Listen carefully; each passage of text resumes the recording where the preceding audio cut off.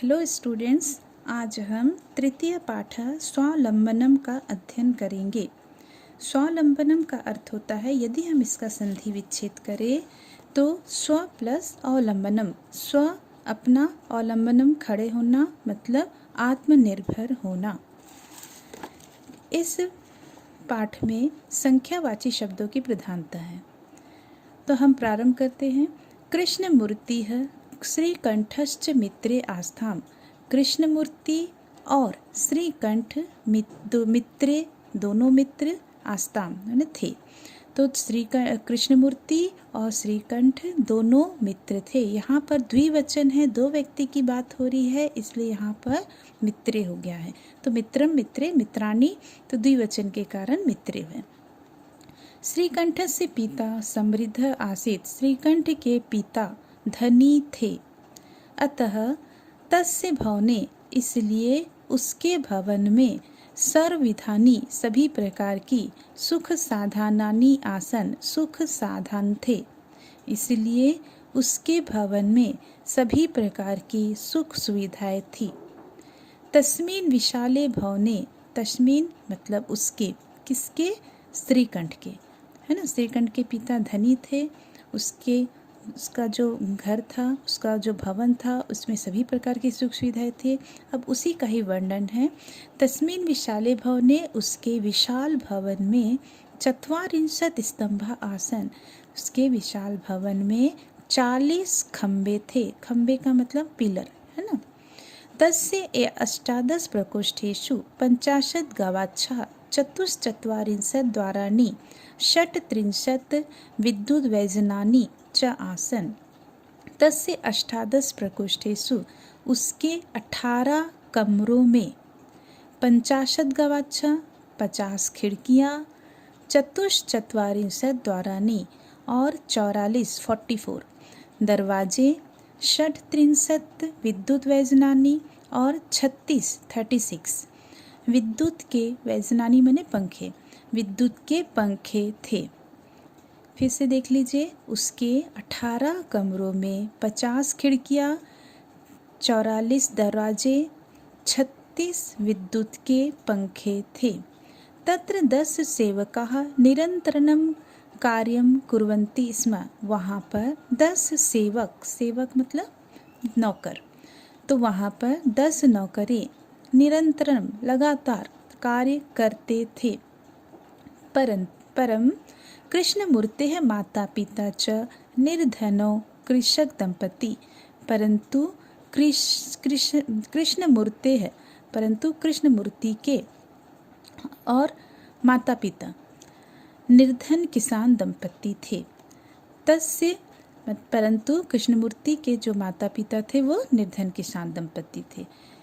यहाँ पर दो दोस्त की बात हो रही है, एक कृष्णमूर्ति, दूसरा है श्रीकंठ। श्रीकंठ धनी है और कृष्णमूर्ति क्या है? निर्धन है।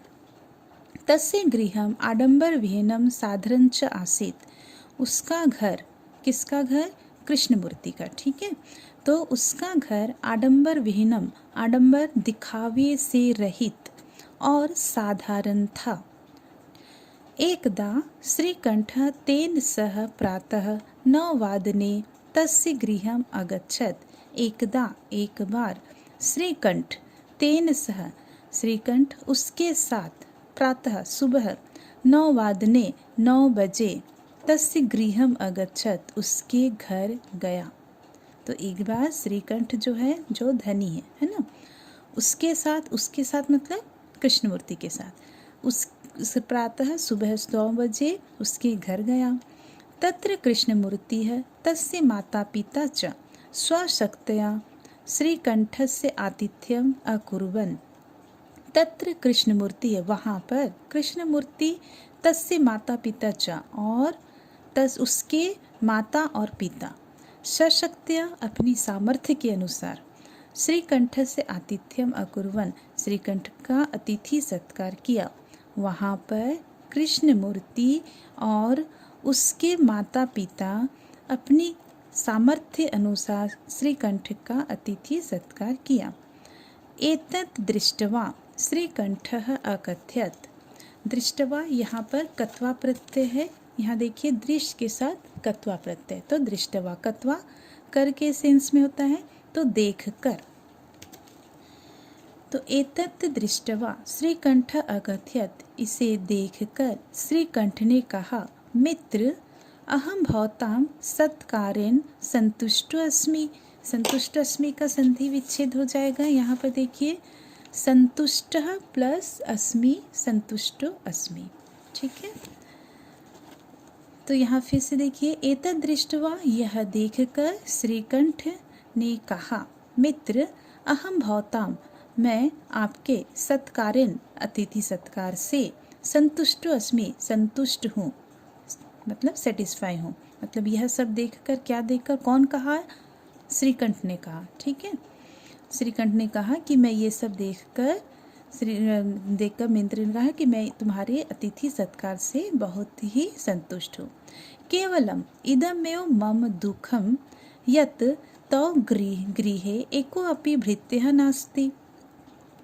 केवलम इदमेव, इदमेव का संधि विच्छेद हो जाएगा, इदम प्लस एव, इदमेव, फिर उसके बाद आपका है एको अपि, उसका भी संधि विच्छेद हो जाएगा, एकः प्लस अपि, एको अपि, फिर आपका देखिए इसी में ही आपका है नास्ति, तो नास्ति का संधि विच्छेद हो जाएगा न प्लस अस्ति। अब यहाँ देखिए मम, अब केवलम इदमेव, केवल यह ही, इदम मने यह, एव मने ही, केवल यह ही, मम दुखम मेरा दुख है, कि यत मने की, तो तुम्हारे घर में एको अपि, एकः प्लस अपि, एक भी, भृत्य मतलब नौकर, नास्ति न प्लस अस्ति नहीं है, केवल यह ही मेरा दुख है कि तुम्हारे घर एक भी नौकर नहीं है। यहाँ पर नौकर के लिए इसके पहले आपने कौन से शब्द का प्रयोग सुना था, सेवकः का, और यहाँ देखिए दूसरा आपने भृत्य का। मम सत्काराय भवताम बहु कष्टम जातम, मेरे सत्कार से, अतिथि सत्कार से आपको बहुत कष्ट हुआ। मम गृहे तु बहवः कर्मकरः सन्ति, मम गृहे मेरे घर में, तु माने तो, बहवः बहुत से, कर्मकरः नौकरें, असंति हैं, तो मेरे घर तो बहुत से नौकरें हैं।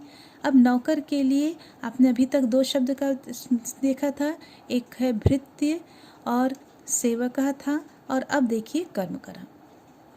तदा कृष्णमूर्तिः अवदत्, मित्र ममापि अष्टो कर्मकरः सन्ति।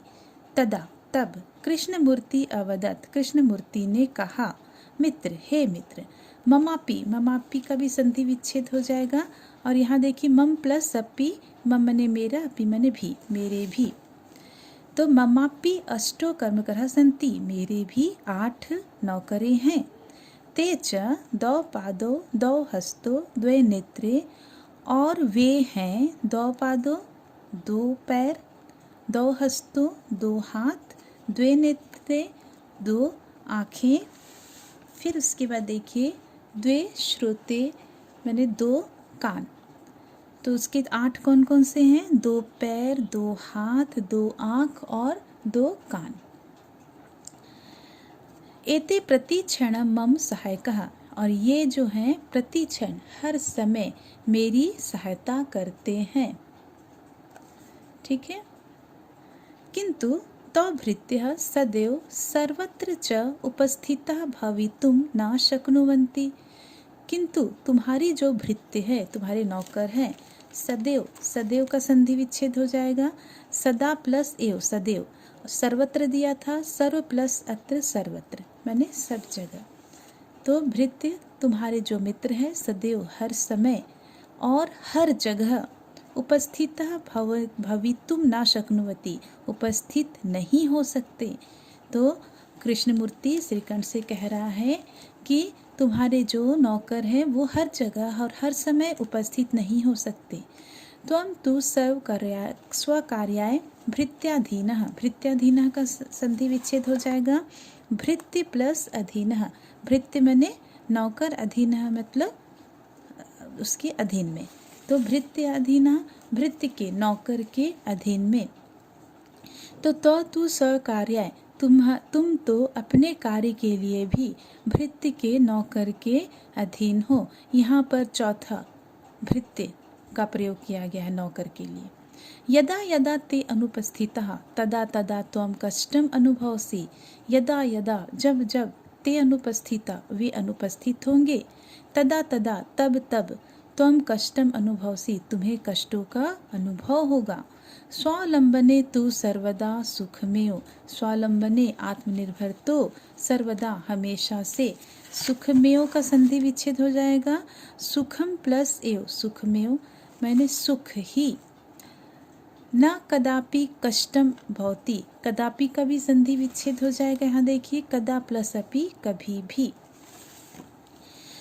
स्वावलंबने तू सर्वदा सुख में, आत्मनिर्भर तो हमेशा सुख देने वाला होता है। न कदापि कष्टम भवति और कभी भी कष्ट नहीं होता।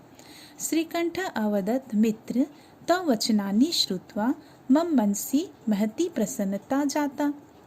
श्रीकंठ ने कहा मित्र, हे मित्र, तव वचनानि तुम्हारी वचनों को, श्रुत्वा, श्रुत्वा का प्रत्यय अलग हो जाएगा, शुरू के साथ कत्वा प्रत्यय है तो श्रुत्वा सुनकर, तो तुम्हारे वचनों को सुनकर मम मनसी मेरा जो मन है महती प्रसन्नता जाता बहुत ही प्रसन्न हो गया। अधुना अहमपि स्वकार्याणि स्वयमेव कर्तुम इच्छामि।